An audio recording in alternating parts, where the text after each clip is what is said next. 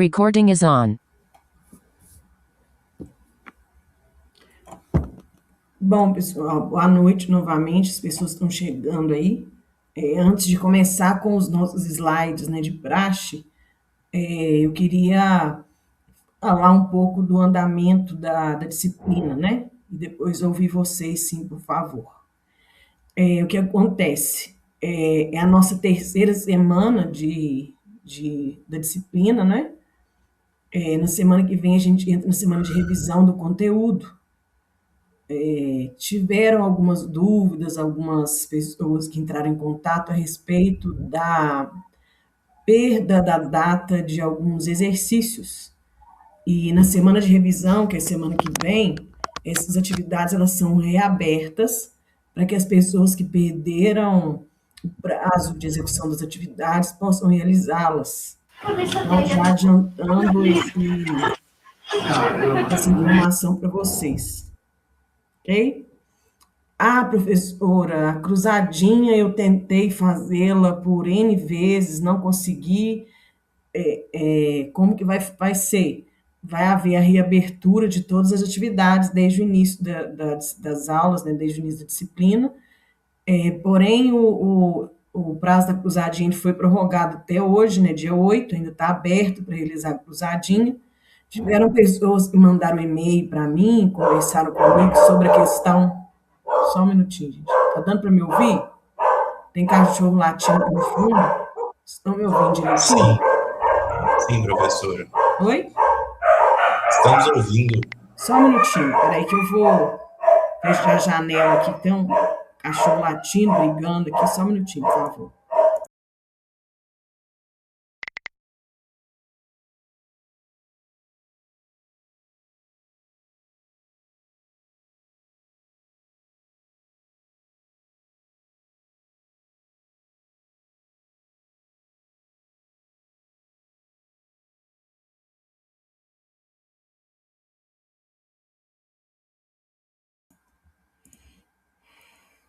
Bom, voltei.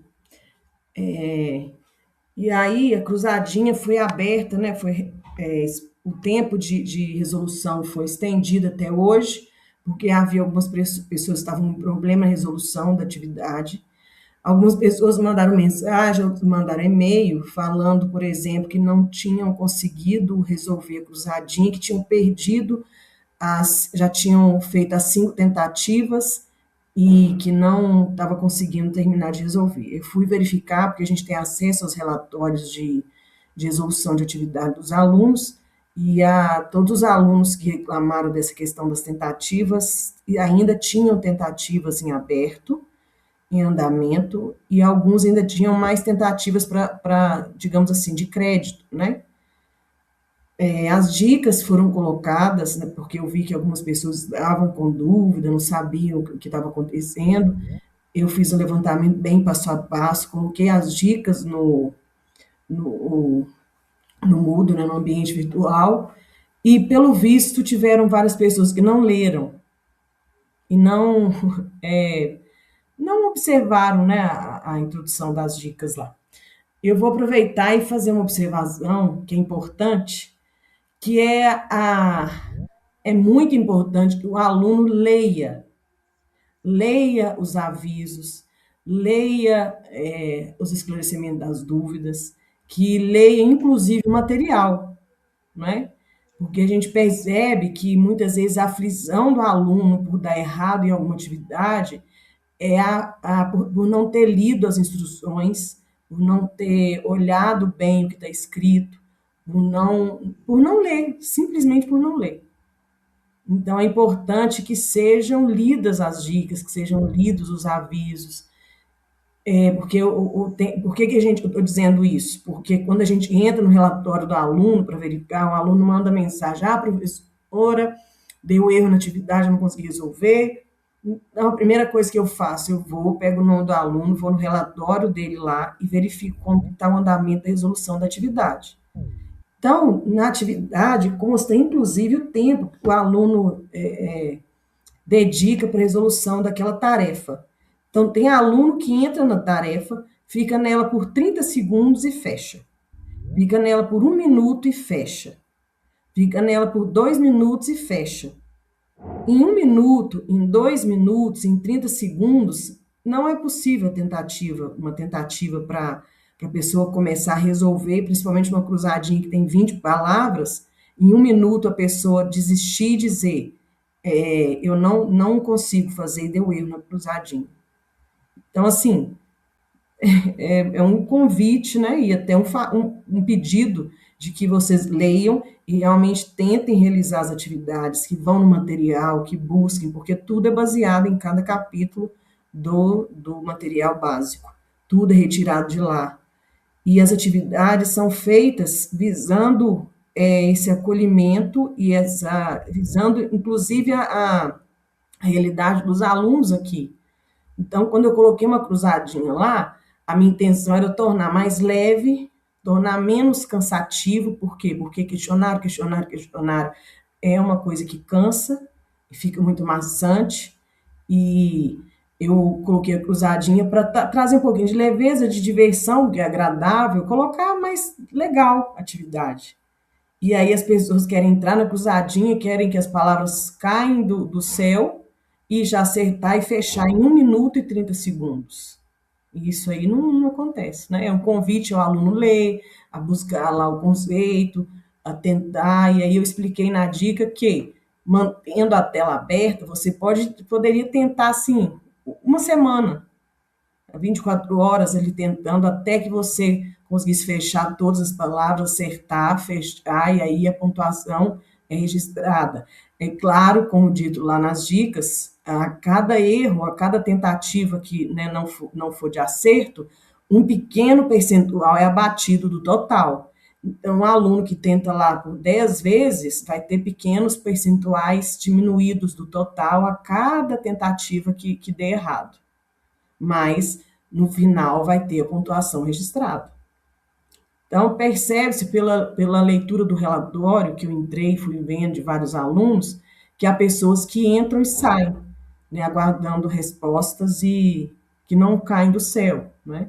A pessoa precisa ler o material e tentar fazer. É claro que existe sempre aquele que burla o processo e consegue de um colega, alguém manda as respostas prontas. Se isso aí não para mim não vai pesar em nada. Vai pesar talvez para quem faz esse tipo de movimento, e não lê o material, e não estuda, e não passa pelo curso simplesmente para adquirir um diploma. Mas aí isso é de responsabilidade de cada um, né? Isso porque o curso ele não tem o objetivo de punir ninguém, de tornar difícil, de dificultar, de trazer um processo de dureza, para trazer sofrimento para quem está fazendo essa posse, né? O objetivo é justamente contribuir com o conhecimento, com o pensamento crítico, fazer a gente refletir sobre o nosso dia a dia, o que a gente pode absorver de melhor dentro do que é ofertado aqui no curso, para que vocês possam levar isso para o ambiente de trabalho de vocês e transformar dentro do possível, do proposto, do permitido. Esse é o objetivo. Já que a gente está falando da nossa disciplina de democracia e gestão democrática, o objetivo é esse, trazer um pouco mais de participação, de compartilhamento, de reconhecimento dos personagens, das pessoas que integram o meio educacional que você convive, dedica o seu tempo de trabalho e exercício ali com as pessoas. Esse é o objetivo. Bom, alguém quer trazer alguma dúvida, algum questionamento, quer trazer alguma fala a respeito da disciplina até aqui? Fiquem à vontade, gente. Eu me coloco sempre à disposição. Respondi os e-mails que foram enviados para mim, tenho tentado responder os tutores que mandam dúvidas, tento fazer o máximo para tornar melhor essa comunicação e mais fluido o processo de absorção desse conhecimento ofertado e não tornar sofrido esse caminho. Aí, se alguém quiser trazer alguma dúvida, se alguém quiser colocar alguma observação, é importante, porque, como a gente tem discutido muito na disciplina, o objetivo é tornar o processo democrático. E eu acho que nós temos tentado fazer isso. Eu penso que nós temos tentado fazer isso o tempo todo. Pelo menos esse é o objetivo quando eu trabalho nas ideias da disciplina. Alguém fala para nós aí, por favor?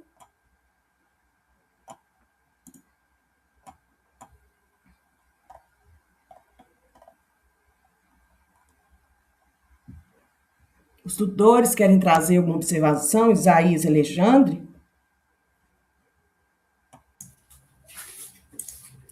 Não, Elaine, eu só estou de acordo com tudo que você falou, que eu tenho observado também, essa questão de explorar a plataforma, as ferramentas disponíveis, orientações para atividades, atentar a isso, né? Mas, contudo, a gente está sempre disponível para auxiliar também. Mas é importante esse movimento do aluno também. Muito bom, Isaías. Obrigada. Alexandre, nosso mentor espiritual hoje. No escuro, só dá para ver o vulto dele. Eu estou aqui sem luz hoje. Sim, é Mas uma brincadeira, Alexandre. sim, eu estou de acordo e acredito que muitos alunos tiveram também um retorno positivo com relação à atividade. Eu tive o feedback também positivo de alguns alunos, né? Porque às vezes a gente valoriza tanto ali os alunos que estão reclamando, estão falando, que não estão conseguindo, mas também houveram muitos alunos que, né, lidaram bem com esse modelo de atividades, gostaram, e eu gostaria de deixar isso também registrado aqui. Que bom, fico feliz. Realmente a gente preocupa muito com a crítica, não digo crítica, mas com as reclamações, né, com alguns questionamentos, alguns problemas apresentados, e às vezes a gente esquece até mesmo de elogiar algum processo ou até de dar atenção para quem está fluindo e está gostando. E é importante, inclusive, esse feedback. O aluno coloque os problemas e, caso não haja problemas, que coloque também os seus gostos e as coisas que têm sido positivas e têm agradado, né? E obrigada, Daiane. Então, esse é o objetivo, né? Tornar leve, Boa noite, produtivo, professora. Só está escutando? positivo e, e que complemente a caminhada de cada profissional que aqui esteja, né? Que a pessoa consiga levar o máximo possível, o melhor possível e o que traga, né? Que traga acréscimo à rotina do dia a dia de cada profissional aqui, né? Que seja para acrescentar.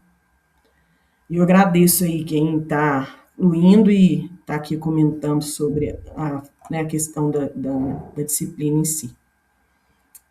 A Janaína disse que na cruzadinha tentou umas 3 vezes e conseguiu. Muito bom, muito bom. Então, assim, na semana que vem, volto a dizer que é semana de revisão, é a nossa quarta e última semana, onde as atividades serão reabertas para aqueles que perderam o prazo de resolução das atividades, para deixar tranquilo para aqueles que não conseguiram cumprir o prazo de entrega, ok? Bom, vamos lá, eu fiz como eu tenho tentado fazer na aula síncrona, torná-la também mais direcionada, objetiva, leve e prática. Eu trouxe aqui alguns conceitos e também uma discussão para entender e sugerir que compartilhem a realidade de vocês com o tema proposto hoje, ok? Eu vou colocar aqui para compartilhar e vocês me dão feedback, relembrando que eu não vejo vocês quando eu coloco a tela para ser apresentada. Aí vocês me dizem aí se estão vendo, por favor, tá bom?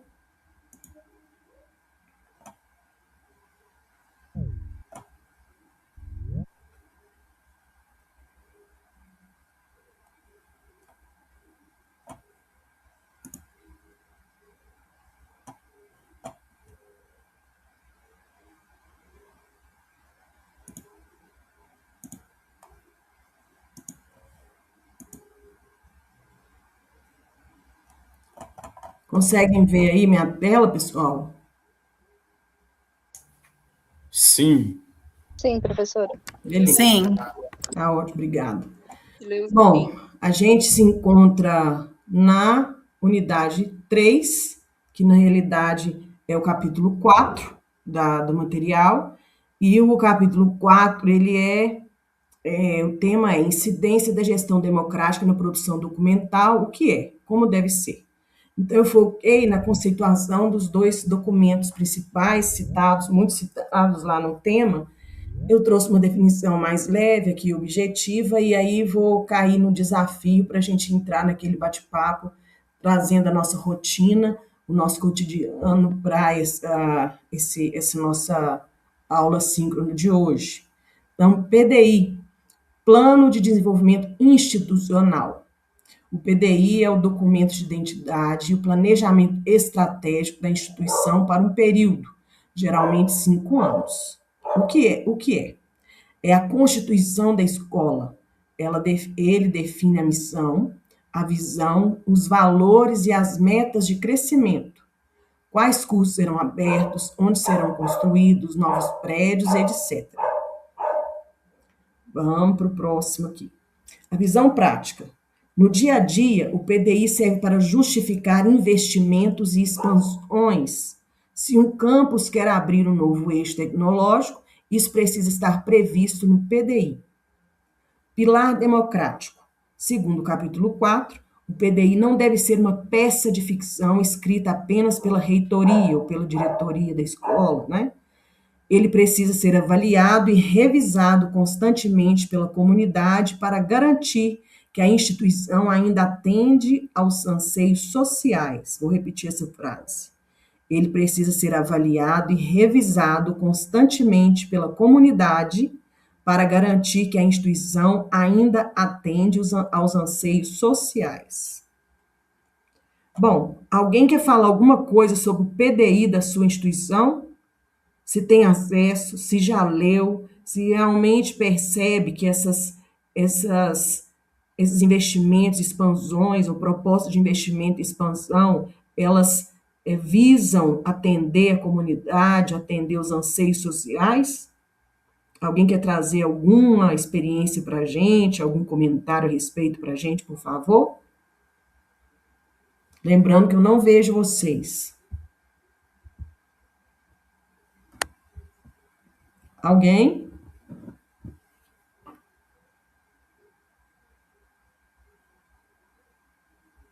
Se alguém escrever no chat, eu peço ao Isaías ou ao Alexandre que leiam para mim, por favor, tá bom? Bom. Ok, Elaine. Ninguém manifestou, vamos seguindo. PPC, Projeto Pedagógico de Curso. O PPC é o documento que detalha como um curso específico funciona. O que é? É o manual de instruções do curso. Contém a matriz curricular, ou seja, as disciplinas, a carga horária, o perfil do egresso, o que o aluno será capaz de fazer ao se formar e a metodologia de ensino. Visão prática. É o documento que o professor consulta para saber o que deve ensinar e como a sua disciplina se integra às outras. Para o aluno, é a garantia do que ele vai aprender. Pilar democrático. O texto destaca que o PPC não deve focar apenas na técnica, ensinar a operar uma máquina, mas deve conter as bases científicas e sociais, o porquê das coisas, garantindo a formação omnilateral, elo que une a teoria à prática. A produção de documentos deve ser uma amálgama de vozes e saberes. Quando a gestão é democrática, o documento final, PDI ou PPC, é o resultado da fusão das necessidades dos alunos, dos professores e dos técnicos, transformando-se na vontade coletiva que mencionamos anteriormente. Todo mundo sabe aqui o que é amálgama?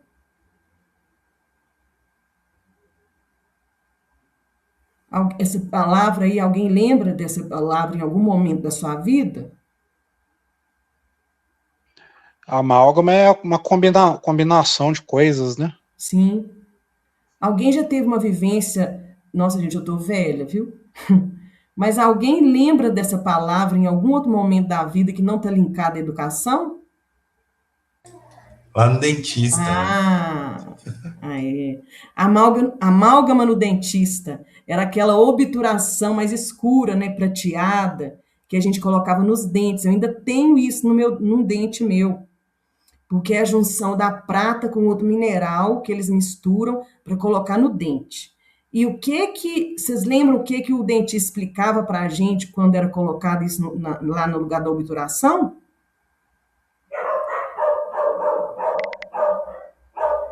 Não vale pesquisar aí no Google, não. Vale lembrar. Alguém lembra? Bom, o dentista falava que ele criava uma resistência para o dente, que era forte, que ele aderia ao dente ali, e tornava o dente mais resistente e evitar a cárie, né? Então, assim, trazendo essa analogia lá do dentista para a nossa realidade, né? Tá fazendo analogia com essa questão, com essa palavra que foi usada nessa fusão, nessa junção de vozes e saberes dentro da educação, ela também propicia uma resistência. Porque quando se une vozes e saberes, a pessoa se torna mais sábio, se torna mais consciente, né? Esses documentos propiciam essa abertura e esse conhecimento, mas também cria-se uma coesão, uma resistência e uma maior saúde, vamos dizer assim, uma maior. Estou pensando uma palavra aqui. Uma maior saúde para movimentar dentro da instituição, para cumprir as demandas da instituição. Quando a gente faz lá a obturação no dente, fazia, né, que hoje não se usa quase mais, mas ainda tem uso em alguns lugares, o dente fica mais resistente. Tanto é que eu tenho essa obturação em um dente que desde criança, quando eu fiz, e está aqui, firme e forte, resistente. Então, essa fusão de vozes e saberes também propicia uma resistência, né, para que não haja infiltrações no processo da escola, para que haja mais saúde no processo da escola, para que haja mais fortaleza no processo da educação. Né? Fazendo uma analogia só para a gente memorizar um pouco mais. Então... Elaine, sim? a Joyce está perguntando sobre os slides, se eles estão na plataforma. Eu acredito que é colocado depois, né? Eu coloco depois, eu faço a apresentação. Beleza. E logo depois eu coloco a gravação da aula e também os slides. Okay? Ótimo. E quando a gestão é democrática, o documento final, o PDI ou PPC, é o resultado da fusão das necessidades dos alunos, dos professores e dos técnicos, transformando-se na vontade coletiva que mencionamos anteriormente. Então, aqui a gente traz um mundo ideal, né, gente? O ideal de que seja ouvida a coletividade, de que seja feito o PDI, o PPC, baseando nessa comunhão, nessa visão de que haja uma omnilateralidade, que haja uma democracia, que haja uma fluidez, que vise o bem social e coletivo. A gente sabe que é o ideal, mas a nossa realidade nem sempre, ou quase sempre, vou falar essa frase, quase sempre não é bem assim. Pela realidade, inclusive nas outras aulas síncronas, alguns colegas trouxeram experiências diárias, foram muito ricas, experiências nas instituições, que saem completamente desse esperado e do desejado quando se trata da estruturação e da gestão das instituições educacionais. Realidades duras, difíceis, né, de escola que não tem biblioteca, que não tem laboratório, que são algumas poucas salas de aula e um pátio. E os professores, a direção, precisam se virarem nos 30, como diz o ditado popular, fazerem milagre para tornar a aula interessante, para transformar a ideia do aluno, para que ele sinta interesse em acessar o ambiente escolar para aprender. Imagina um PPC de uma escola dessa, meus queridos, de uma escola que não tem biblioteca. Imagina um PDI de uma escola dessa que não tem biblioteca, que não tem laboratório, que tem umas 4 salinhas de aula e um pátio. Né, uma questão a se pensar. Bom, então vamos aqui para um bate-papo mais direto e objetivo, já que eu trouxe aqui alguns conceitos para a gente refletir. O material trata, né, sobre as questões dos documentos. Quem aqui já leu o PDI, Plano de Desenvolvimento Institucional da sua escola, instituição, do início ao fim? Vamos lá, lembrando o que é o PDI, Projeto Pedagógico de Curso. Desculpa, gente, eu coloquei PPC ou PDI lá, tô doido. Plano de Desenvolvimento, PDI, desculpa. Plano de Desenvolvimento Institucional. O que é o Plano de Desenvolvimento Institucional? O PDI é o documento de identidade e planejamento estratégico da instituição para o período, geralmente 5 anos. É a constituição da escola, Ele define a missão, a visão, os valores e as metas de crescimento. Quem aqui já leu, gente? O PDI da sua escola, da sua instituição? Não tiver lido também, pode falar, não tem problema não. Ô, Elaine, eu posso estar enganado, assim, até o Isaías que está aqui, que é inspetor, né, do Estado, mas eu acho que o PDI ele está mais alinhado à dinâmica das escolas federais, né? Eu não me recordo das escolas estaduais O Alexandre, com PDI. sobre o PDI eu leio muitos assim na minha jornada de trabalho. Nas escolas públicas só é exigido o projeto político-pedagógico, né?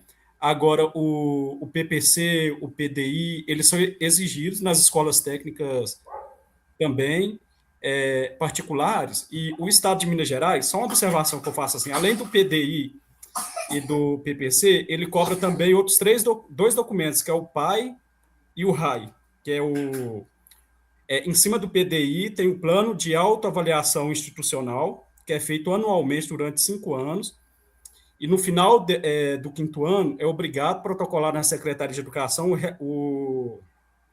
o relatório de autoavaliação institucional, que é a conclusão que a escola chegou no final dos 5 anos. Aí, as escolas particulares pequenas, né, também é exigido esse tipo de instrumento, o PDI, de educação básica. E as escolas técnicas são exigidas de todas, públicas e particulares. A Secretaria de Estado de Educação só avalia o do IFMG, do Cefet, eu não tenho notícia assim, se tem avaliação, se a gente avalia os cursos técnicos do Cefet também, na esfera estadual. Aí só uma observação que eu noto, porque atualmente tem um programa que chama Trilhas do Futuro, que é um programa onde o Estado ele financia vagas em cursos técnicos para alunos de baixa renda da rede pública, né? Então vieram muitas redes grandes que ofertam cursos técnicos, né? Por exemplo, o Grau Técnico, o PROS, que são redes que são de outros estados, inclusive. E o que eu observo lendo o PDI e o PPC dessas instituições é que eles estão muito distantes da realidade, porque como eles precisam construir rapidamente esses documentos, né, para serem credenciados e autorizados, esses cursos, geralmente eles pagam uma consultoria. Então, a consultoria, ela faz a construção desse documento sem a participação coletiva. Então, é um negócio assim, mais para ser aprovado. Então, é um negócio muito idealizado, sem o pé na realidade, com um grau de perfeição assim, que só uma consultoria consegue fazer. Então, eu vejo que esses instrumentos eles são meio banalizados, principalmente nessas escolas técnicas do Trilhas do Futuro, né? Eles existem ali mais para serem mostrados pela Secretaria de Educação, mas está longe de ser um documento construído democraticamente. E eu sei que o Trilhas, por exemplo, ele é uma política de governo, não é de Estado, né? Então, saindo do governo atual, ele pode acabar. Pode ser que ele deixe de existir um dia e essas escolas técnicas, elas simplesmente vão embora e ao final não vai ter nem assim uma análise desses PDIs no final dos 5 anos, a apresentação do RAI, então, assim, do relatório de autoavaliação, né? Eu vejo que aí eu comparo com o IFMG, que eu vejo que lá as coisas são feitas de forma muito mais democrática, coletiva, enquanto nas instituições particulares, de rede, de grande porte, é mais uma coisa para inglês ver. Agora, nas escolas particulares de educação básica, ensino fundamental 1 e 2, eles pagam também consultorias, mas geralmente é um negócio mais com um pezinho na realidade. Assim, é só a minha observação, assim, que eu faço com base na minha prática diária, né? Desculpa, qual que é o seu nome? É o Isaías. Isaías. Sim. Que bacana essas suas colocações, enriqueceu assim horrores o nosso debate aqui. Eu queria só, por favor, que você fez uma explanação excelente assim de uma realidade vivida sua, que é vasta e traz o que a gente vive falando aqui, porque muitas vezes cria-se um mundo ideal, mas a realidade é mais dura. Na rede estadual, quais são os documentos mesmo que são gerados para essas análises? Para as escolas Para as escolas públicas só é exigido regimento interno, PPP, essas coisas. Sim.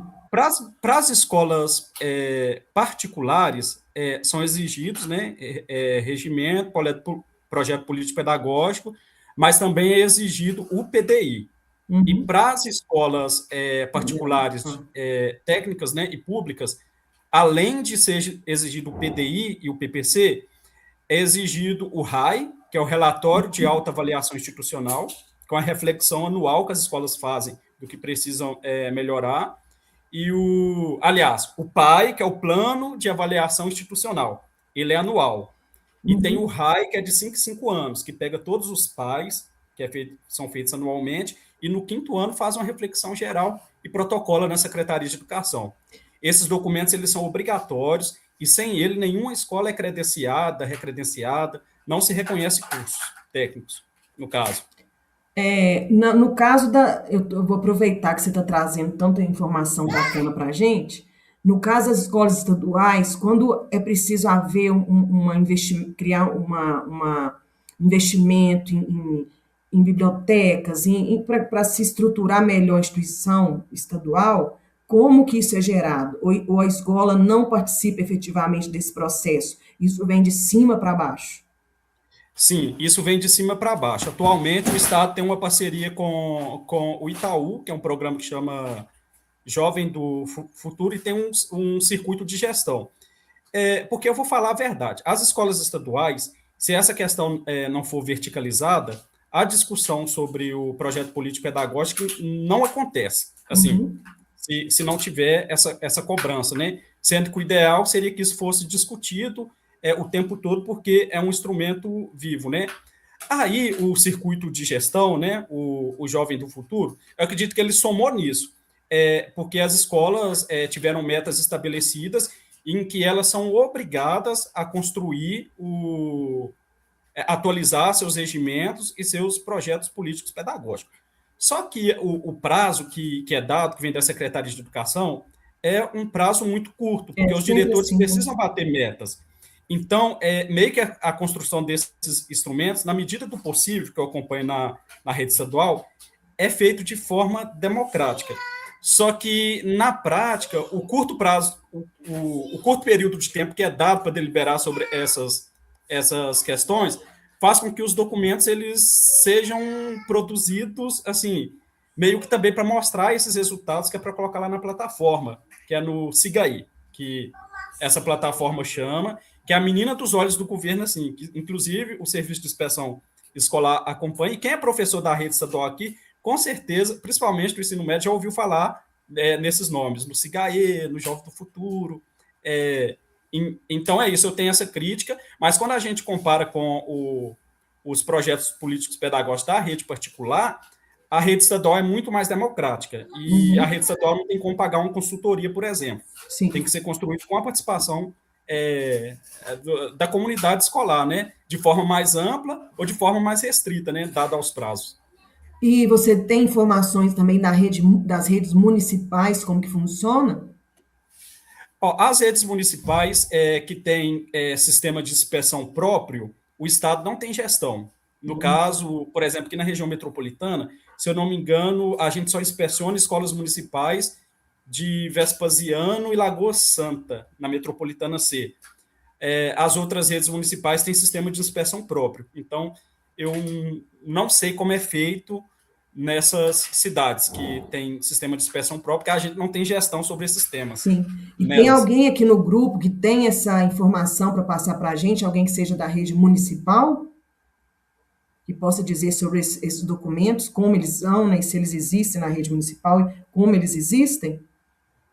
Alguém aqui da turma tem essa experiência e que possa dividir com a gente?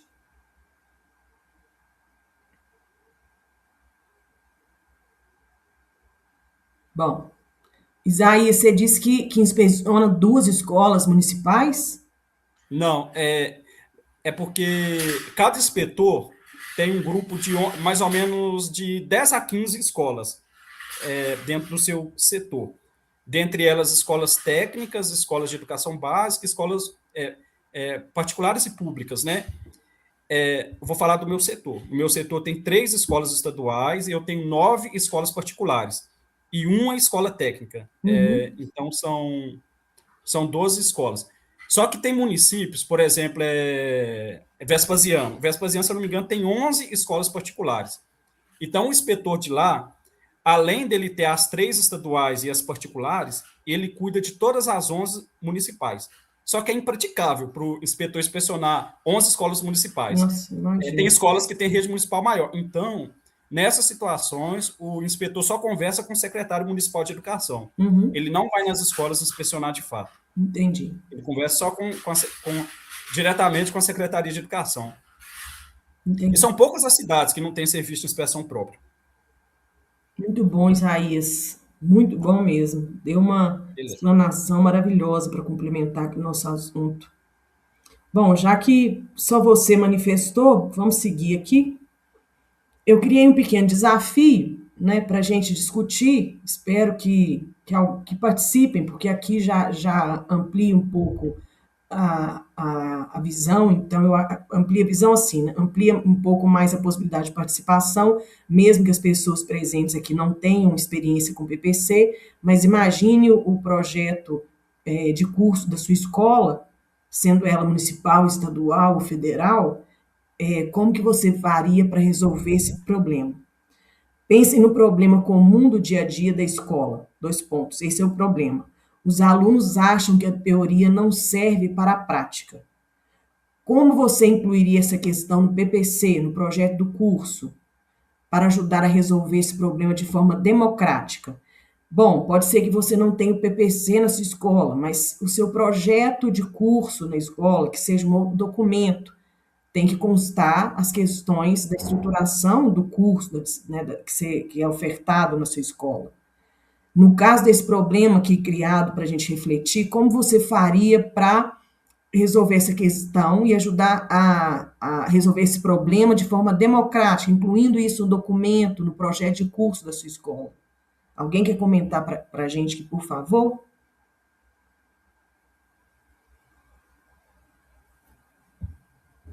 Os meninos que sempre participam aí, querem trazer essa experiência? Ou imaginar a resolução, se não tiver experiência, se não tiver acesso, ou não tiver lido esse projeto de curso. Alguém imagina, baseado no nosso texto, no capítulo, como que seria a resolução desse problema de forma democrática dentro da escola? O povo está aí ainda?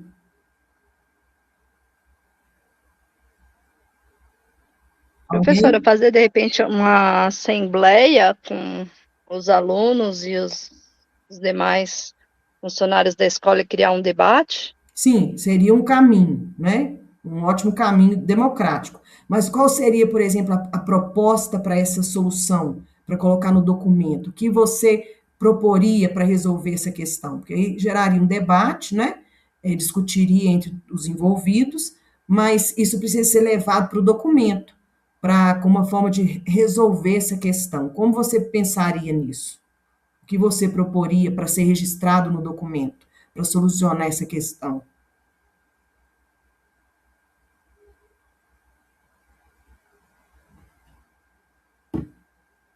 Assim, eu não tenho muita experiência, então é difícil falar. Sim, imagine que tranquilo, não tem problema nenhum, né? Porque você não tem experiência nesse processo. Mas, assim, você, se fosse para registrar uma solução em documento oficial da escola, como que você faria? Fale de uma maneira que você imagina, não tenha receio, como você oficializaria a solução desse problema num documento.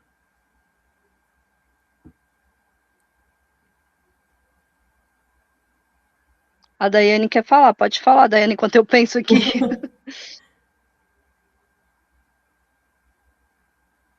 Pode falar, Daiane. Deixa eu participar com vocês, professora. Olá, Sim. pessoal. Eu sou a Daiane, eu sou professora atualmente, né, da Rede Municipal de Ensino. Tomei posse em agosto, então na Rede Municipal eu estou bem novatinha. E aqui no Senai eu já tenho 7 anos de docência.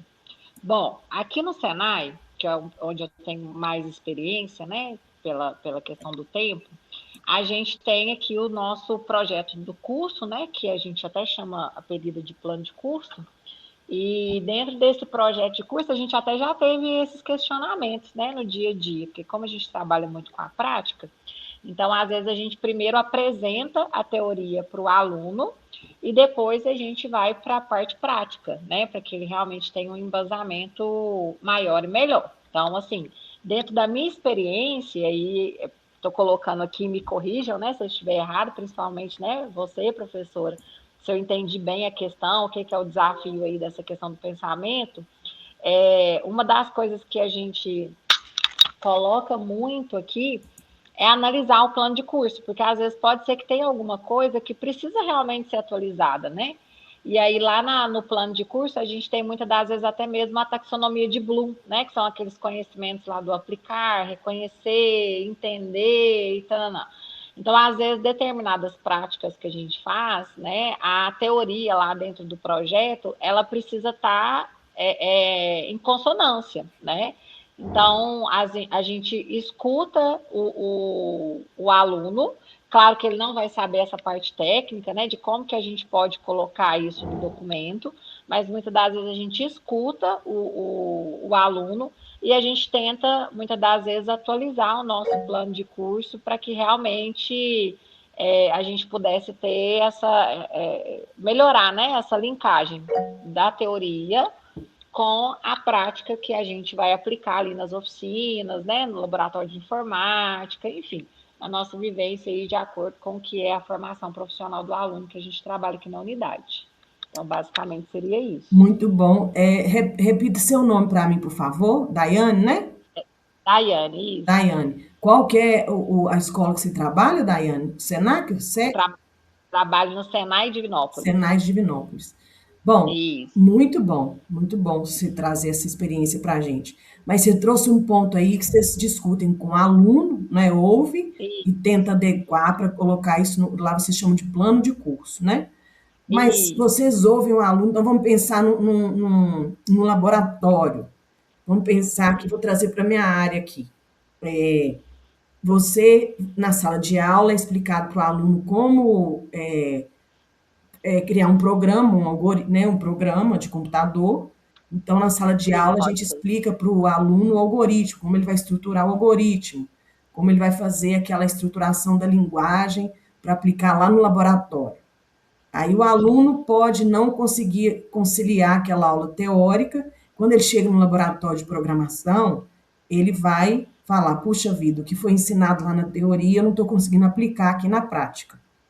E aí começa a gerar essas dúvidas, esse reboliço lá na escola, que a gente conhece bem. O professor não ensina isso para a gente, o professor não ensinou isso para a gente está aqui no laboratório, a gente não sabe, a gente não viu isso, a gente escuta isso muito. E aí vocês vão até, ouvem os alunos e avaliam esse cenário para criar uma solução que seja aplicada lá no seu plano de curso. Porém, eu quero pegar um gancho aí e dizer, quando você vai para o aluno, ouve o aluno, isso é ótimo, vai trazer uma realidade para ser analisada e gerar lá uma pauta lá para o seu plano de curso. Mas e o professor e o técnico do laboratório? Vocês não vão procurar ouvi-lo para entender a prática? Sim.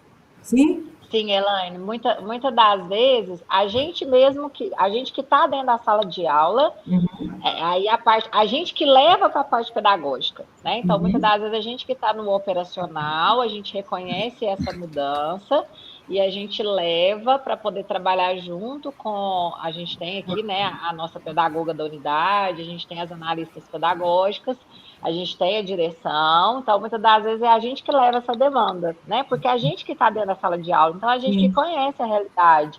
E o plano de curso, muitas das vezes, do projeto, ele é feito a várias mãos, né? Eu entendi até uma questão da consultoria aí que um outro colega colocou, né? Alguns documentos, às vezes, dependendo da escola, é feito até por outras pessoas, mas aqui dentro da unidade a gente tem a prática de, muitas das vezes, quem faz esse trabalho são pessoas ligadas ao operacional mesmo. Então, fica mais fácil de entender a realidade do aluno e as mudanças, se realmente aquilo a gente realmente precisa mudar, ou se realmente é alguma coisa que o aluno não entendeu mesmo em sala de aula e que a gente realmente precisa ali trabalhar. Vou te dar um exemplo assim, prático. Estou vivenciando com os meus alunos agora estatística. Sim. Estatística, coisa Sim, sim. teoricamente simples, né? Que meus alunos choram em sala de aula, mas enfim. É normal. É simples, coisa simples. Aí primeiro eu passo lá as fórmulas, depois a gente vai para o laboratório de informática, chega lá no laboratório de informática, gente, agora com base nas fórmulas que a gente viu e no conteúdo de Excel, a gente vai fazer um dashboard com os dados da indústria aqui de uma produção X, beleza? Beleza. Aí na hora que vai lá trabalhar, o aluno muitas das vezes não consegue reconhecer aquilo que foi aplicado na teoria, reconhecer aquilo ali fazendo na prática, né? Então, o que a gente faz lá dentro do projeto, que talvez a gente precisasse trabalhar na teoria, que lá dentro do que está lá escrito a gente não trabalhou, que faltou alguma informação. Por exemplo, os meus alunos têm uma dificuldade extrema com coisa mínima, arredondamento. A pandemia acabou que atrapalhou um pouco isso. Eles não tiveram essa vivência lá na sala de aula. Então, é algo que a gente já está trabalhando aqui para mudar no nosso projeto de curso, para a gente incluir esse conteúdo, onde ele tem que entender os arredondamentos, para ele conseguir fazer essa prática lá no laboratório de informática e conseguir ter ali um dado efetivo. Né? Então, a gente faz essa trilha, basicamente, esse é o nosso processo aqui. Muito bom, Daiane. E na verdade, o técnico do laboratório é você mesmo quem está aplicando a teoria. Então, você tem essa vivência nos dois lugares e aí fica até mais, digamos, mais fácil, entre aspas, de trazer uma proposta de regulação do plano de curso, não é isso? Isso mesmo. O Luciano gostaria de complementar também, se quiser falar. Né? Só finalizando, a rede Senai, ela é municipal ou estadual? Então, a Rede Senai é uma escola pública, né? A gente é uma escola profissionalizante de cursos técnicos e a gente... Uma escola pública não, desculpa. A gente é uma escola privada, só que a gente tem muita gratuidade aqui, né? Então, a gente é quem nos subsidia, vamos dizer assim, quem nos paga, né? Para a gente poder desenvolver o nosso trabalho é a indústria, né? Através do compulsório. Então, uma parte da indústria vem para a gente e com isso a gente mantém a nossa unidade, né, a Federação das Indústrias, né, que é o sistema FIENG. Então, a gente faz parte do sistema S, que é Senai, Senac, que é do comércio, Senar, que é da área rural, Senat, que é do transporte, enfim, cada um tem a sua área, e de acordo com as questões da formação profissional de cada área, a gente trabalha aqui os nossos cursos com os alunos. Então, a gente é uma escola privada. Uma participação pública e privada, vamos dizer assim, né? E a gente tem muita gratuidade aqui, né? Porque como é a indústria que subsidia, muitas das vezes a gente tem até, por exemplo, Trilha de Futuro, que é um programa do governo, né? Sim. A gente tem aqui, né? A gente é credenciado para atuar no Trilha de Futuro. Então, a gente também tem essa parte da gratuidade. Muito bom. Obrigada, Daiane. Quem que quer participar, quer falar para a gente? Professora, boa noite. Boa noite.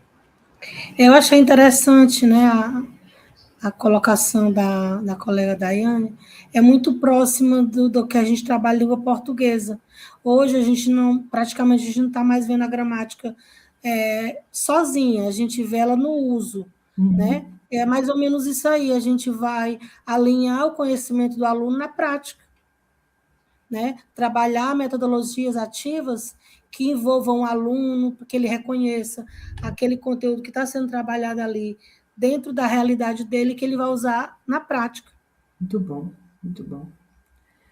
Bom, muito bom. Agora, só para polemizar um pouquinho, saindo um pouco dessa realidade nossa, dos alunos, digamos, que têm, né, a participação...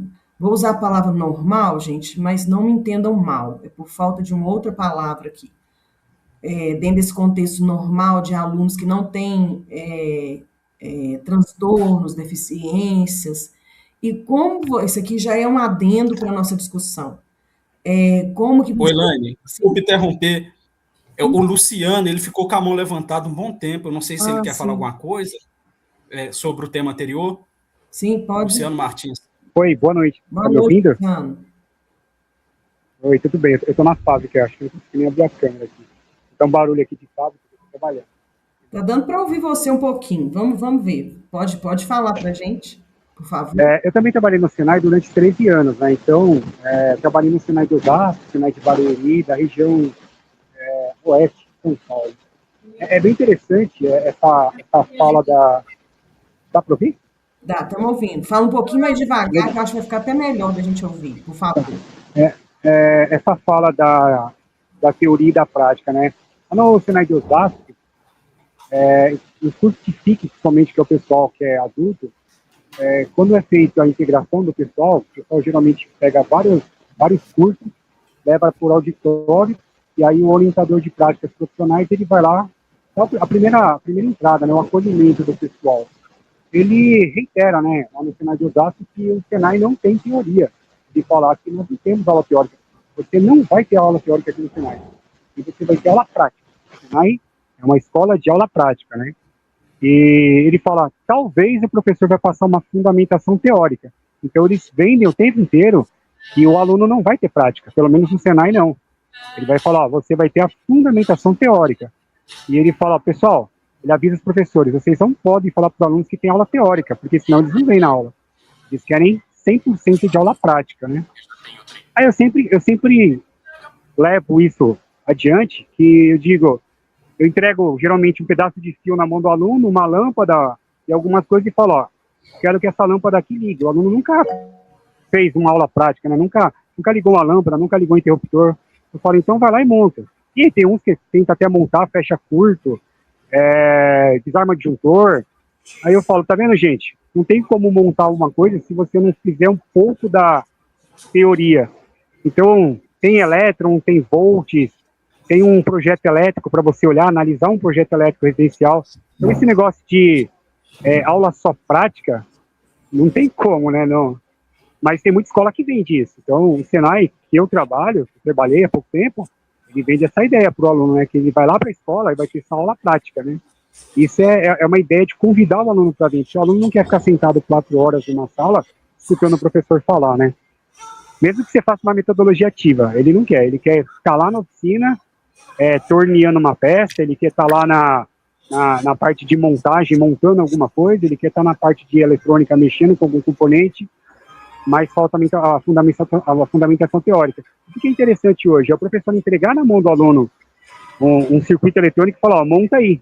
Aí ele fala, como é que eu faço? Eu falo, mas você vai ter que procurar, você vai ter que buscar, você vai ter que... E aí é onde que o aluno começa a buscar depois a teoria, porque ele sabe que sua prática não satisfaz aquilo que ele necessita, né? Bom, é isso. Qual o seu nome, Luciano, né? Que bacana essa sua experiência, que interessante você trazer isso para a gente, porque essa questão de vender, é por isso que eu falo, a realidade ela destoa muito dos documentos, propostas, né, documentais que a gente tem para uma instituição. Porque, olha só, você vende que o aluno não vai ter teoria, vai ter só prática. Agora, como que vai ter uma prática sem ter um mínimo de informação teórica numa realidade dessas? Isso leva também a um vício que a gente reconhece ainda muito, né? Que é do aluno ter a preguiça de ler, de buscar informação. Uma pergunta clássica que a gente faz muito é quem lê manual? Quem lê manual? Quase ninguém lê manual. A pessoa prefere ir por tentativa e erro na prática, porque as pessoas não gostam de pegar um livrinho ali, manual de instalação, de montagem de algum aparelho, e ir lendo aquela estrutura ali, aquele documento, né, que vai mostrando passo a passo como montar alguma peça, ou montar uma TV, ou instalar uma TV, por exemplo. Se bem que hoje em dia a gente tem muito vídeo que mostra como montar tudo e como instalar tudo, mas ainda assim exige que as pessoas se atentem, prestem atenção naquela informação visual carregada de informação. Agora, é um estímulo também para as pessoas, para que a preguiça da leitura e da busca pela informação teórica, ela continue. Tudo bem que a pessoa aprendendo na prática vai trazer uma experiência muito interessante, mas vai cair muito naquela questão também, eu sei fazer, mas não sei o que é e como é. Aí eu sei que tem que ligar o fio, mas o que tem por trás disso? O que é aquele fio? O que aquele fio traz? O que ele transmite? O que ele carrega? O que ele conecta? É importante a pessoa saber dessa estrutura como um todo. E aí vai para um outro lugar, que é o lugar de quê? De tornar essa base teórica mais fluida, mais atraente, mais interativa, porque é realmente maçante também a maioria das teorias, porque não pensa em estimular o aluno no interesse de buscar aquela informação, de dedicar um tempo para uma leitura daquela informação. Então, às vezes, também, dependendo da disciplina, é extremamente maçante e entediante, uma teoria densa e cansativa, a pessoa sofre, vira um sofrimento. Eu tenho uma amiga que ela é professora na Universidade Federal de Lavras, e foi muito interessante só compartilhar essa experiência com vocês aqui rapidinho. A gente participa de um estudo específico, né, ligado à espiritualidade, e aí nós fomos para uma palestra de uma pessoa que muito experiente, de anos de vivência no meio espiritual, né, dentro da crença da pessoa. E a gente foi assistir uma palestra e essa pessoa, ela fez slides enormes e teoria, não parava de falar e não permitia que a gente participasse, porque segundo ele, se a gente participasse no meio da aula, a gente ia interromper o raciocínio dele, e a gente também tomaria muito tempo, e ele tinha cronometrado o tempo, e ele ia deixar uns minutos finais para a gente participar com perguntas, né, dentro do que a gente tivesse dúvida naquela palestra. Porém, no final da palestra, estava todo mundo exausto, ninguém perguntava nada, porque estava doido para terminar aquele estudo, aquela palestra. Mas o interessante que eu quero trazer é o seguinte: essa professora, que já é veterana na Universidade Federal de Lavras, ela olhou para mim e falou assim: Elaine, agora eu estou sentindo na pele o que os meus alunos sentem quando eu pego a minha disciplina, que ela tem lá uma disciplina, e uma parte da disciplina dela tem muita teoria, e ela descarrega muita teoria na sala de aula. E ela falou assim: meu Jesus, eu não vou fazer isso com meus alunos mais, não. Eu preciso tornar isso mais dinâmico, mais leve, porque eu estou sofrendo com essa aula dessa pessoa, e eu estou me reconhecendo nesse lugar, do lado de lá, o que eu faço com os meus alunos quando eles estão sentados do lado de cá. Então, assim, essa questão de atrair pela prática, realmente as pessoas vão, é porque eu vou sair da teoria, mas a teoria é importante, mas o que a gente tem feito com essa teoria para torná-la mais atrativa, mais direcionada e realmente mais prática para a prática? É bom pensar nisso, e essa vivência que você trouxe foi muito boa, Luciano.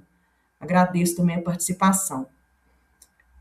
Mas só para fechar aqui, não vai uns 5 minutinhos, gente, só para uma realidade que eu gostaria de introduzir nesse contexto, para que, se alguém tiver experiência, alguma ideia, algum pensamento, gostaria de ouvir, que é a inclusão de pessoas que têm deficiência no meio escolar.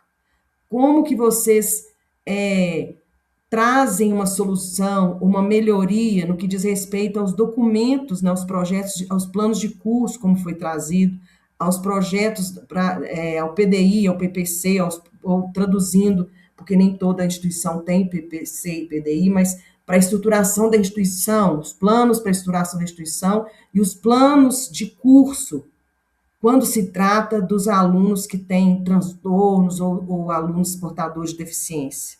Alguém tem experiência ligada a essa vivência para trazer aqui para a gente? Ou ideias, ou alguma informação a respeito que possa enriquecer aqui para nós, por favor?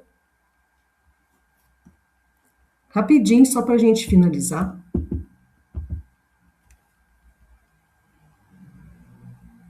Alguém? Oi, Elaine, tem algumas participações aqui no chat. Você pode ler para a gente? Eu vou parar de compartilhar a tela aqui, muito obrigada, para a gente bater um papinho aqui nesses 5 minutinhos, para finalizar. Beleza, vou ler aqui. A Marilene, né, disse que o filho dela faz curso no Senai.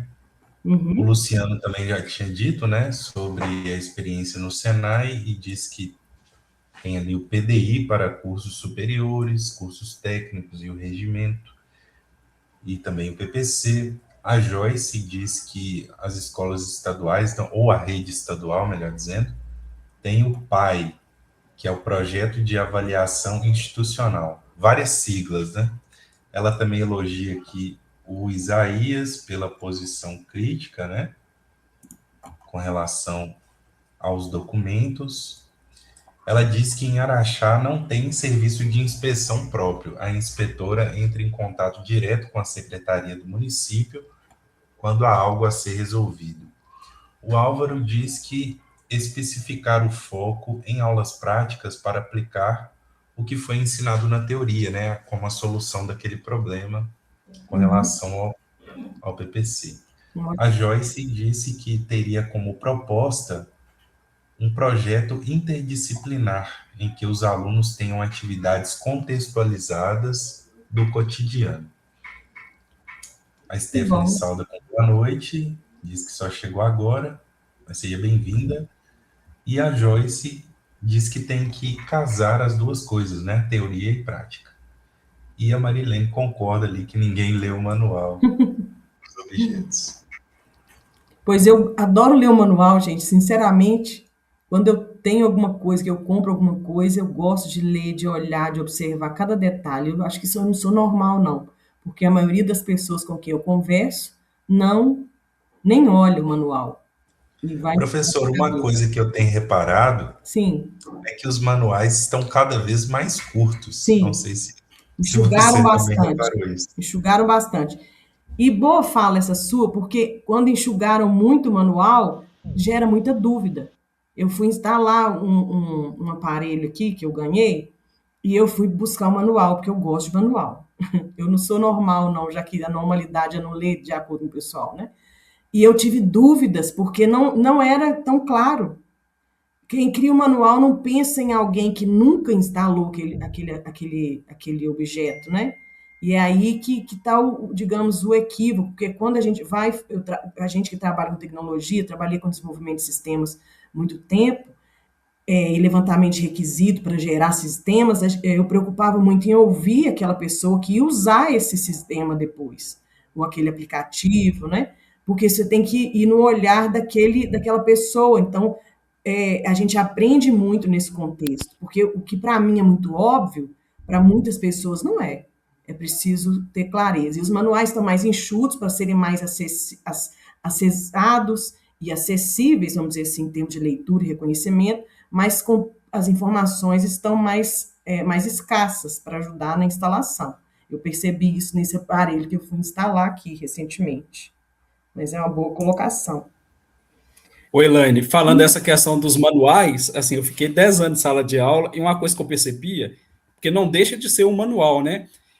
O livro do professor, aquelas instruções que vem no final do livro. Sim. Eu não sei se isso tem a ver com a perda da autonomia do professor dentro de sala de aula, mas cada vez aquela parte estava vindo com mais instruções e cada vez mais cheia mais grossa, né? Com mais páginas, com um monte de coisa assim que o professor deveria fazer, com indicações, com sugestões, né? Ao passo que no passado esses materiais eles não vinham com todas essas instruções e o professor tinha mais autonomia ali na prática pedagógica dele para definir como que ele trabalharia o conteúdo, os materiais. Eu não sei se esse movimento foi observado também na educação técnica, né? Se está assim. Eu falo assim, da minha experiência de educação básica. Interessante, Isaías. Para responder você, a gente teria que ouvir outros professores aqui, não é? Mas ele está certo, professora. Cada vez mais o ensino ele vem como tipologia para ser seguida pelo professor. Essa tipologia intuitiva, ela faz com que o professor siga, ele perde totalmente a sua autonomia. Aqui no meu estado, a gente recebe o plano e recebe toda a metodologia a ser seguida, semanalmente. Nossa, e qual que é o seu estado? Em Piauí. Piauí. Engessando, né, e enrijecendo, tornando o professor mais preso possível, né, digamos assim. É sofrido isso. Essa questão das metas, né? Buscando atingir as metas, cansando o professor, tirando a autonomia, como foi bem dito pelo professor Isaías. São realidades duras, né, que a gente vive no meio educacional, e a gente vê o quanto né, a educação ainda tem sido sucateada e, e são verbas que são desviadas para outros objetivos. Na minha cidade mesmo, houve uma época que teve uma revolução aqui, não foi assim uma coisa tão impactante, mas foi um bafafá, cidade pequena, onde a verba da educação estava sendo desviada para outras áreas da cidade. Então, a gente sabe que isso acontece muito. E aí, muitas questões decadentes, né, na rede municipal, porque a verba que vinha para a educação sendo desviada para outras áreas. Então, a gente vive muito isso na nossa realidade. Hoje isso aí virou fato, né, É professora? um fato, infelizmente. Hoje virou fato em praticamente todo o país. É triste isso, muito triste. É realmente triste. Quem conhece o chão da escola é o professor, Sim, né? sim. Mas a metodologia a ser aplicada, quem manda é a rede. Que não Que não vivencia está no aquele chão dia a da dia. escola. É incoerente, né? É incoerente isso. Totalmente incoerente, mas é fato. É verdade. Obrigada pela sua contribuição. Gente, Eu que só para agradeço. finalizar, queria só ouvir rapidinho de vocês sobre essa questão dos alunos com transtornos ou com portadores de deficiência. Se alguém tem alguma experiência nessa questão da inclusão desses alunos, de como tratar essa estrutura da instituição, por favor, Daiane, pode falar, fique à vontade. Só para a gente fechar uns 5 minutinhos aí, a gente já passou um pouquinho do tempo, mas para não delongar muito, só para contribuir, por favor. Então, professora, vou contribuir rapidinho, né? O ano passado, na verdade, já desde a pandemia, esses casos vêm, parece que realmente mais recorrente, né? Então, o ano passado eu tive um aluno autista, né, no curso técnico de gestão industrial, e autismo com barulho, né? Indústria, a indústria por si só é um ambiente muito hostil, né?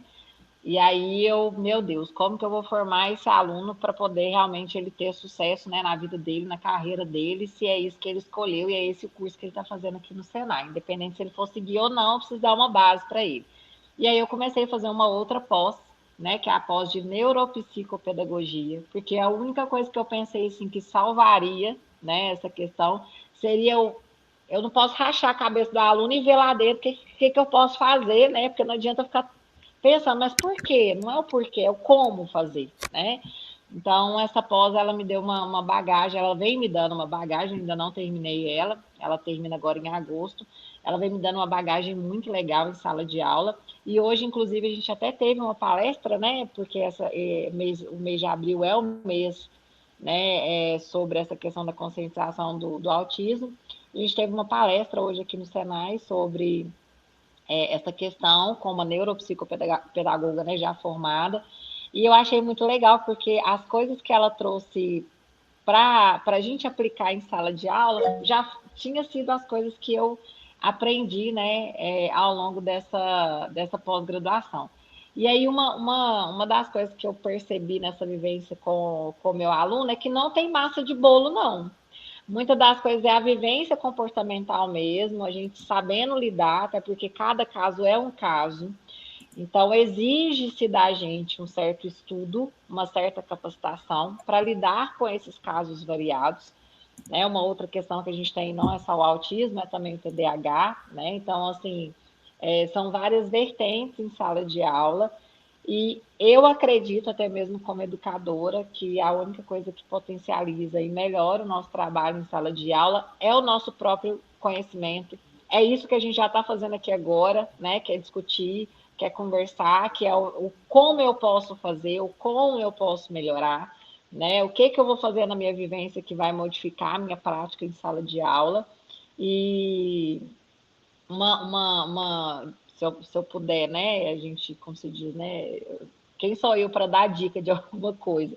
Mas se eu pudesse dar uma dica para os meus colegas professores, né, que é uma situação muito, muito complexa em sala de aula, tenha paciência com seu aluno, tenha paciência, né, com a questão dele, o desenvolvimento dele comportamental, né, a gente realmente precisa ter esse olhar para ele, né, enquanto essa condição para ele também não é fácil, né? Para esse aluno também não é fácil.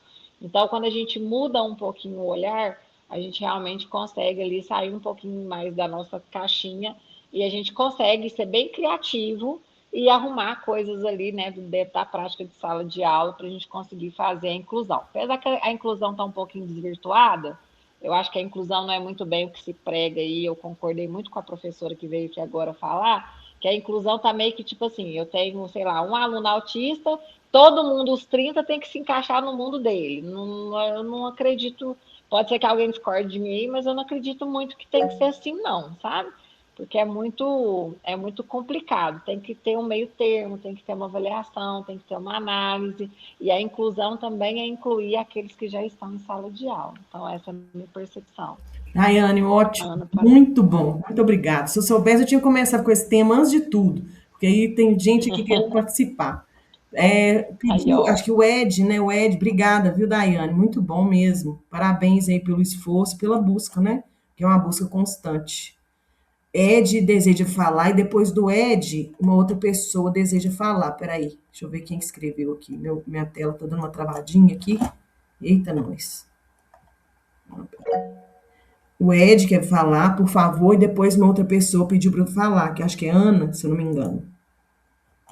Pode falar, Ed, para a gente, por favor? Seu microfone tá desativado, Ed. Você está no mudo. Agora tá ok. Professora? Sim? Ah, tá. Você falou Ed, eu não estava... É que eu desativei porque estava muito barulho. Sim. Professora, assim, uns 5 minutinhos antes de só terminar, eu queria tirar uma dúvida com a senhora. Sim. Se for possível, obviamente. Sim, você quer tirar essa dúvida no finalzinho da aula? Eu fico aguardando você? Pode sim. A gente encerra e eu fico aqui conectada e a gente pode conversar, tá bom? Ai, tá bom, eu agradeço. Tá ótimo. Então, você quer contribuir com esse assunto aí dos alunos portadores de deficiência? Você quer falar isso ou você queria só dizer que quer tirar dúvida? Não, eu quero tirar dúvida e eu achei assim muito boas as colocações que foram colocadas dos alunos, né? Que bom. Dessa parte do Senai, né? Voltando um pouquinho mais para trás, né? Eu achei bem proveitosa a aula de hoje. Que bom, fico feliz, obrigada. Parabéns para quem contribuiu. Para mim foi assim, como algumas informações eu não sabia, foi de ótima valia. Que bom, eu agradeço, muito obrigada. Eu que agradeço. Eu vou aguardar você no finalzinho, tá, Ed? Professora, Ana, quer falar? Ana, pode falar para a gente. Boa noite, professora. Boa noite, Ana. Boa noite, Ana. Não, eu perdi até o raciocínio da fala. Devido... Não tem problema não, Ana. Tem problema não. Tem problema não. É sobre a fala que a professora aí deu, né, a colega, sobre a inclusão. Só vou contar um pequeno relato que aconteceu. Uma vez fui participar eu sou pedagoga, né, minha formação é pedagoga. Uma vez fui participar de um concurso público, e aí estava todo mundo lá conversando sobre esse tema, né, e eu disse a minha opinião, né, que eu era contra esse estilo de inclusão que estão fazendo, que, no meu ponto de vista, é uma judiação com as crianças, né? Como eu sou pedagoga, eu trabalho do 1º ao 5º ano. Eu acho uma judiação, porque elas sofrem muito com os barulhos. Eu ainda acredito que a escola especializada ainda seria uma grande solução para eles.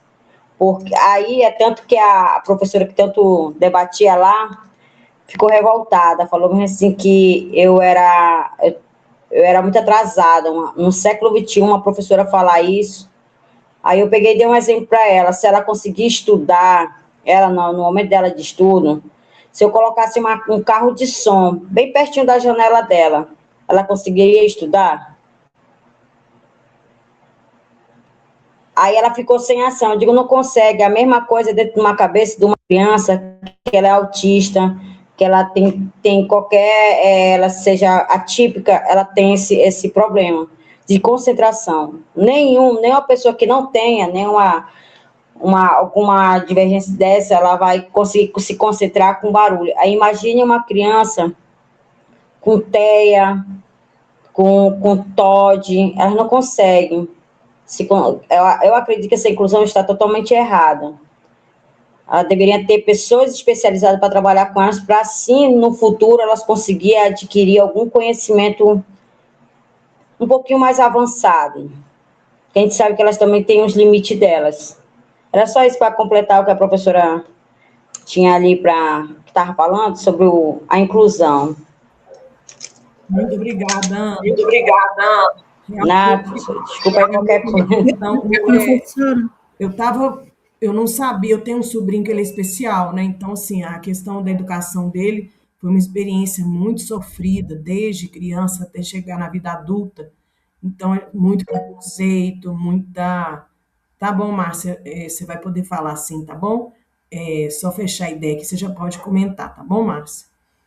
E assim, a gente percebeu isso, esse preconceito, essa tentativa de inclusão, porque essa questão da inclusão já é discutida há bastante tempo, mas era uma inclusão, uma pseudo-inclusão. Ele ficava na sala de aula, lá, sem fazer nada, num canto, a professora dava para ele uma folha para ele. Dá dó de ver as crianças daquele jeito ali, na sala de aula.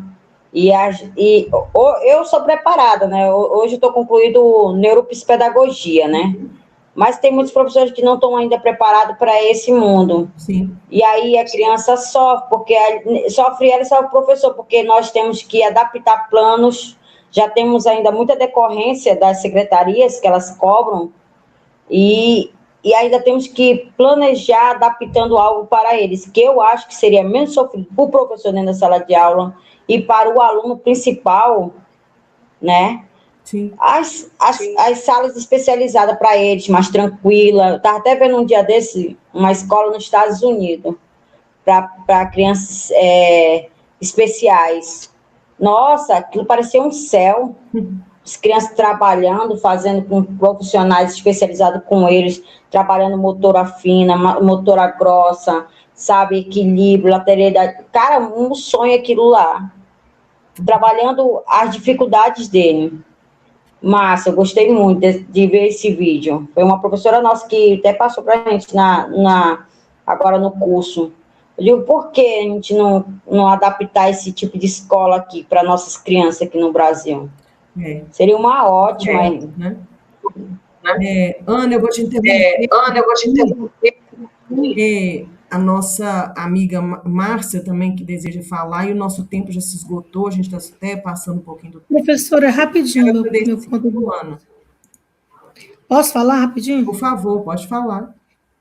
Assim, eu concordo com a professora que falou anteriormente, concordo com o ponto de vista da professora Ana, que falou agora, em certo momento, mas assim, vou falar da minha experiência como mãe. Sim. Meu filho nasceu com falta de oxigênio, então o médico falou que ele não caminharia, ele não falaria, né? Eu não quis colocá-lo numa escola, por exemplo, na PAI. Eu fui verificar, e eu não gostei. É bom, o tratamento individualizado ele fez fono, ele fez TO, ele fez esse tratamento individualizado. Foi maravilhoso, mas quando chegou no momento de ir para a escola, eu quis que ele participasse junto com os outros, mas aí assim, eu corri atrás de todo o prejuízo, ele tanto fez as terapias, como eu também como mãe, como professora, eu não sou pedagoga, mas eu fui buscar, eu fiz vários cursos como a professora Daiana fez, para conhecer, porque acho que a chave essa aí é o conhecimento, né? Hoje o meu filho é totalmente normal, ele estuda numa escola regular, ele faz a primeira série do médio, ele não tem sequelas visíveis, né? Ele faz ainda alguns tratamentos, mas ele não toma mais medicação. E esse meu olhar de mãe fez eu modificar o meu perfil como professora. Eu tenho 4 alunos com especiais, 4, dentro de uma sala de aula de primeira série. E isso realmente assim, é uma demanda muito grande. E aí a gente tem um profissional de apoio que não passou por nenhum... por exemplo, ele não é pedagogo, ele não é da educação, mas ele está lá, porque ele veio para apoiar. Então, assim, É complicado porque você tem que trabalhar com a família, cada aluno especial tem a sua individualidade, como qualquer aluno, seja ele especial ou não, o professor tem que atentar para isso aí, porque o aluno é individual, a aprendizagem é individual. Às vezes, quando você põe um conteúdo, né, na turma, a maioria presta atenção e uma minoria não presta atenção. E quando vem o resultado da avaliação, você percebe isso. Então, a metodologia tem que mudar e a avaliação para aqueles que não fazem. É a mesma coisa para uma criança especial. Não é fácil. Não é fácil e a educação não está preparada. Hoje eu vejo como depósito, coloco as crianças lá como depósito. Mas seria muito bom que o governo, né, que o sistema olhasse para essas crianças como alguém que poderia, sim, ter um acompanhamento, sim, mudar. É claro que tem casos e casos, mas muitas crianças podem, assim, ser desenvolvidas, e o profissional que apoia essa criança, ele também tem que ter especialidade, ele tem que ter um conhecimento sobre isso. Não tem como ajudar alguém se eu não tiver um conhecimento. Nossa, que depoimento bacana, Márcia. Muito obrigada mesmo. Na verdade, a Márcia criou o seu PPC e o seu PDI para a estruturação do aprendizado do seu filho, né? Você criou a estrutura, você buscou a estrutura, buscou o modelo, você adequou e conseguiu introduzi-lo numa realidade, numa sala de aula, né? Com esse olhar, com essa... E no mundo, professora, nós não temos um mundo à parte, para o especial. Nós não temos. Infelizmente, nós temos que adaptá-lo dentro das suas limitações neste mundo, eu penso assim. Quando você buscou, né, com o seu movimento, seu esforço, a gente percebe, como você trouxe, que há muitas realidades também que os pais não conseguem fazer esse movimento, não tem estrutura, não tem condições, e um cenário vasto aí de empecilhos. Então, assim, a gente percebe que existe muito ainda que se melhorar nessa estrutura, na consciência das pessoas, na consciência política, governamental, e é muita coisa, né? São muitas nuances para chegar nesse mundo ideal, democrático dentro de uma gestão escolar, já que a nossa disciplina trata de democracia e gestão democrática, né? Fala da EPT, do ensino profissionalizante, do ensino profissional técnico, mas levando para uma realidade educacional geral, que não seja só do técnico, a gente ainda percebe que tem muita que se caminhar e muita consciência que deve ser tomada para uma realidade que, inclusive, deve englobar e acolher as pessoas especiais. Esse assunto, ele rende aí horas e horas de debate, mas a gente precisa encerrar, que nosso tempo já esgotou, já passamos do tempo. Eu quero agradecer a participação de todo mundo, a experiência trazida, as vivências divididas. A cada aula a gente aprende um pouco mais com a vivência, com a experiência que os colegas trazem para a gente. Quero agradecer a cada um que participou, ao Isaías, que deu uma aula de inspeção para a gente hoje aqui, dos documentos que ele, né, inspeciona. Foi muito rico e muito bom. Cada aula tem sido um aprendizado que enriquece cada vez mais. Muito obrigada a todos, gratidão por mais uma aula. Semana que vem a nossa última, né, semana de revisão, e a gente vai fazer um bate-papo geral sobre tudo que foi discutido. E espero que tenha sido proveitoso para todos, e estamos juntos e misturados, como a gente diz aí no popular. Muito obrigada a todos, boa noite, e a gente se vê semana que vem, se Deus quiser. Vou aguardar a mocinha que quer conversar comigo, a Ed, né? Ed, estou aguardando você aqui. Vou parar a gravação. Um abraço, pessoal, muito obrigada mesmo, mais uma vez. Obrigada ao Isaías. Obrigada, pessoal, boa noite. Boa noite, professora. Obrigada pela aula.